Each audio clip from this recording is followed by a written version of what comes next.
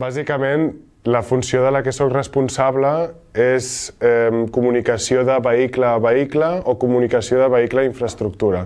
Diguéssim, un precursor de lo que serà la conducció autònoma també en els vehicles.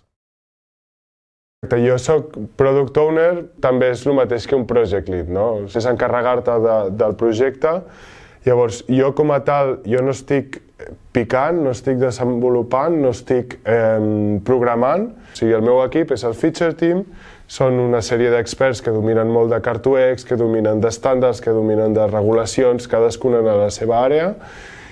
I nosaltres treballem amb un dev team. Un dev team és un developer team. I aquesta gent, bàsicament, estan contractats externament per, diguéssim, desenvolupar aquest producte. La meva responsabilitat, finalment, és assegurar que aquesta funció va al mercat sense errors i que el client té una experiència plena i sense distraccions. Aviam, jo crec que és una experiència realment molt positiva, perquè en el meu cas jo havia estudiat alemany a l'escola i bastants anys i tenia una eina que l'estava desaprofitant en el fet d'estar aquí. I jo crec que el fet de poder expressar-me en un idioma que he après a més, que també s'ofereix a l'EUS, jo crec que és molt positiu i molt enriquidor.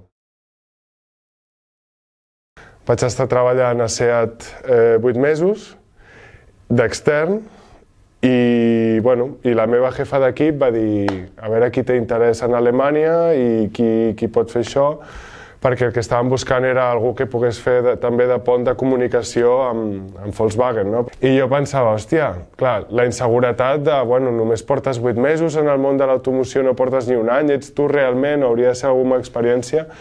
Però al final, moltes vegades, és també com he pogut avançar i com crec que la gent avança, dient, no, tu no pensis tant, fes-te una empenta i tira't cap allà. I sí, així va ser com va passar.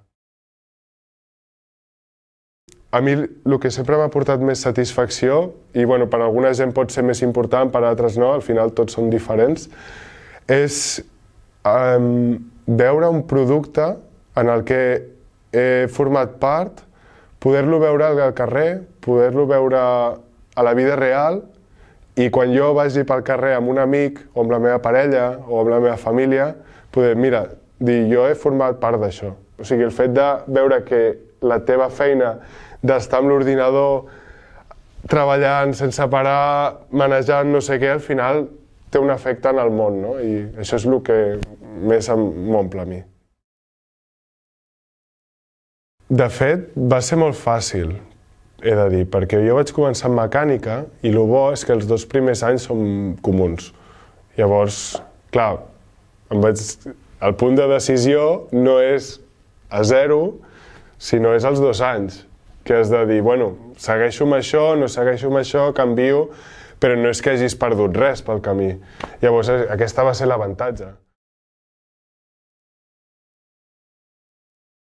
Puc dir que tinc la sort que em sento així amb cada projecte. O sigui, jo abans quan estava en una startup de bicis elèctriques aquí, a Barcelona, i quan jo he tornat d'Alemanya he vist gent conduint la bici elèctrica pel carrer que no coneixia, o sigui que sé que algú l'ha comprat i això dic, em fa orgullós. Idealment, en 10 anys, seria trobar gent que tingui ganes, trobar gent que tingui empenta, gent que no li costi aixecar-se al matí, que no li faci mandra en les coses, sinó que li tingui la passió, perquè al final el que més ens pot conduir és la passió, i juntar-me i poder fer una empresa, un nou producte, un Kickstarter o com es sigui.